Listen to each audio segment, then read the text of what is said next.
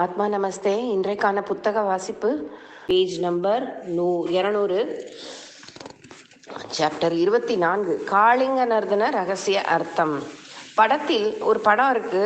காளிங்கன கிருஷ்ணர், பகவான் ஸ்ரீ கிருஷ்ணர் அதோட தலை மேல கால் வச்சு அதோட கர்வத்தை அடக்கிற மாதிரி ஒரு படம்.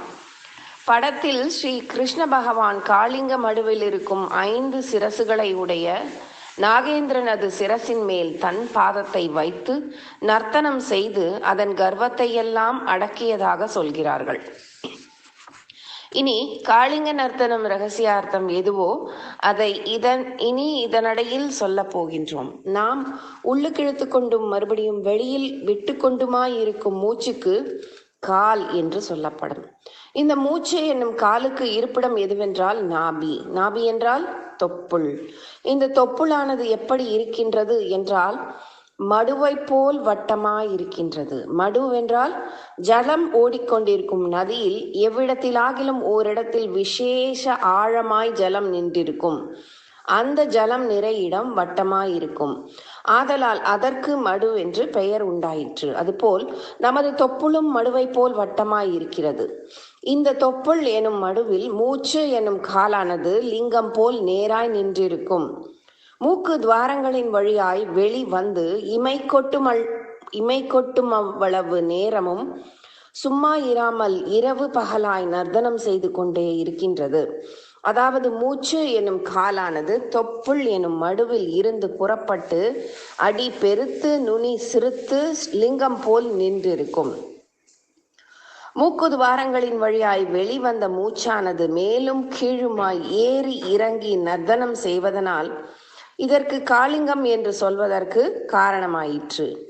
என்றால் தொப்புளுக்கே மடுவென்றும் நாம் உள்ளுக்கிழுத்து வெளியில் விடும் மூச்சுக்கே காலென்றும் புருவ மத்தியில் இருக்கும் சுழு முனைக்கு கீழ் அடி பெருத்து நுனி சிறுத்து நேராய் நின்றிருக்கும் மூக்கு தண்டிற்கு லிங்கம் என்று சொல்லப்படும். ஆதலால் மூச்சு எனும் கால் தொப்புள் எனும் மடுவில் இருந்து புறப்பட்டு மூச்சு எனும் லிங்கத்தின் வழியாய் வெளிவந்து எப்பொழுதும் இமை கொட்டும் அவ்வளவு நேரம் சும்மா இராமல் ராப்பகலாய் ஏறி இறங்கி நர்த்தனம் செய்து கொண்டே இருக்கின்றது. இவ்வாறாக நர்த்தனம் செய்து கொண்டு இருக்கும் மூச்சு எனும் காலின் வேகத்தை யோக சாதனையினால் மிதித்து அம்மூச்சு என்னும் காலின் வேகத்தை அடக்குங்கள். யோக சாதனை செய்து மூச்சு எனும் காலின் வேகத்தை அடக்குவீர்களாகில் அதனால் உங்கள் மனம் இறந்து மோக்ஷம் எனும் வீட்டை அடைவீர்கள் என்று காட்டுவதற்காக ஸ்ரீ கிருஷ்ண பகவானானவர் மூச்சு என்னும் கால் தெரியாத வஸ்து ஆதலால் இந்த மூச்சே கால் என்று காட்டுவதற்காக தன் காலை தூக்கி நர்த்தனம் செய்து காட்டினாரே ஒழிய இதைவிட வேறே காளிங்க நர்த்தனம் அவர் செய்து காட்டவில்லை. இது யோகத்தின் ரகசியம். இந்த யோகத்தின் ரகசியத்தை உலகத்தில் உள்ள மானவ ஜனங்கள் எல்லாம் எவ்விதமாய் காட்டினார் என்றால் சரீரத்தில் இருக்கும் பிராண அபான உதான சமான வியானன் என்னும் 5 பிராணங்களையே 5 சிரசுடைய நாகேந்திரனாகவும் மூச்சு எனும் காலையே தன் பாதமாய் காட்டி நாகேந்திரன் சிரசின் மேல் வைத்து ரத்தம் கக்கும்படி நர்த்தனம் செய்வது போல் நீங்களும் உள்ளுக்குள் இருக்கும் மேல் சொல்லிய 5 பிராணன்களின் கொழுப்பை அடக்குங்கள் என்று சொல்ல வாயில்லாமல் இருப்பதனால் பாம்பின் சிரசின் மேல் தன் காலை வைத்து நர்த்தனம் செய்து காட்டினார். இந்த 5 பிராணன்களின் விவரங்களை எல்லாம் கீழ் சொல்ல போகின்றோம். சாப்டர் 25, பேஜ் நம்பர் 203, 5 சிரசுகளை உடைய நாகேந்திரன் ரகசியம். தேவர் உலகத்திலும் பூலோகத்திலும் அல்லது மற்ற எந்த உலகத்திலும் 5 சிரசுகளை உடைய நாகேந்திரன் என்பது இல்லவே இல்லை. நமது சரீரத்திலும் பிராண அபான உதான சமான வியானன் என்னும் பஞ்ச பிராணங்களே, அதாவது 5 பிராணங்களே 5 சிரசுகளை உடைய நாகேந்திரன் என்று சொல்லப்படுமே ஒழிய வேறு நாகேந்திரன் எவ்விடத்திலும் இல்லை. இந்த 5 பிராணங்களையும் 5 சிரசுகளை உடைய நாகேந்திரனாய் எப்படி செய்வதும் காட்டினார்களோ அதை இனி சொல்ல போகின்றோம், கேளுங்கள். ஒன்று பிராணவாயு.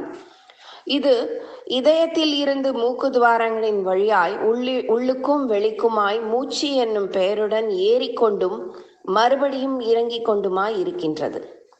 இந்த மூச்சுக்கு யஜ்ஞோபவீதம் என்றும் பிரம்மசூத்திரம் என்றும் ஹம்சம் என்றும் பிராணன் என்றும் உயிர் என்றும் ஜீவன் என்றும் நூல் என்றும் வாசி என்றும் பாதம் என்றும் கால் என்றும் குதிரை என்றும் இத்தனை வித பெயர்களுடன் இருப்பதுமே அல்லாமல் 5 வாயுக்களிலும் இந்த பிராணவாயு மிகவும் முக்கியமான வாயுவாய் இருப்பதனால் 5 சிரசினை உடைய நாகேந்திரனுக்கு இந்த பிராணவாயுவை நடு சிரசாய் வைத்து காட்டினார்கள். 2 அபானவாயு. இது குதத்தினிடமிருந்து மல மூத்திரங்களை வெளியில் தள்ளச் செய்யும். இந்த அபானவாயுவை நாகேந்திரனுக்கு நடு சிரசாய் வைத்து காட்டிய பிராணவாயுவுக்கு வலது புறமாய் இந்த அபானவாயுவை நாகேந்திரனது 2வது நாகன் சிரசாய் செய்து வலது பக்கம் ஓட்டி காட்டினார்கள். 3 உதான வாயு. இது கண்டத்தினிடம் இருப்பது. கண்டம்னா தொண்டை, கழுத்து பகுதி. நாகேந்திரனா நடு சிரசாய் வைத்து காட்டிய பிராணவாயுவுக்கு இந்த உதான வாயுவை 3வது நாகன் சிரசாய் செய்து அதன் இடப்பக்கம் ஒட்டி காட்டினார்கள். 4 சமான வாயு. இது நாபி ஸ்தானத்தில் இருப்பது. இந்த சமான வாயுவை நாகேந்திரனுக்கு 4வது நாகன் சிரசாய் செய்து அதன் வலப்பக்கம் ஒட்டி காட்டினார்கள். வியான வாயு 5வது. இது சரீரமெங்கும் வியாபித்திருப்பது. இந்த வியான வாயுவை நாகேந்திரனுக்கு 5வது நாகன் சிரசாய் செய்து அதன் இடப்பக்கம் ஒட்டி காட்டினார்கள். ஆக மொத்தம் இந்த 5 பஞ்ச பிராணன்கள் எனும் 5 வாயுக்களையும் 5 சிரசினை உடைய நாகேந்திரனாய் செய்து ஒரே படமாய் ஒட்டி காட்டினார்கள். இந்த பஞ்ச பிராணன்களுடைய கொழுப்பையெல்லாம் யோக பலத்தினால் அடக்கிவிட வேண்டும்.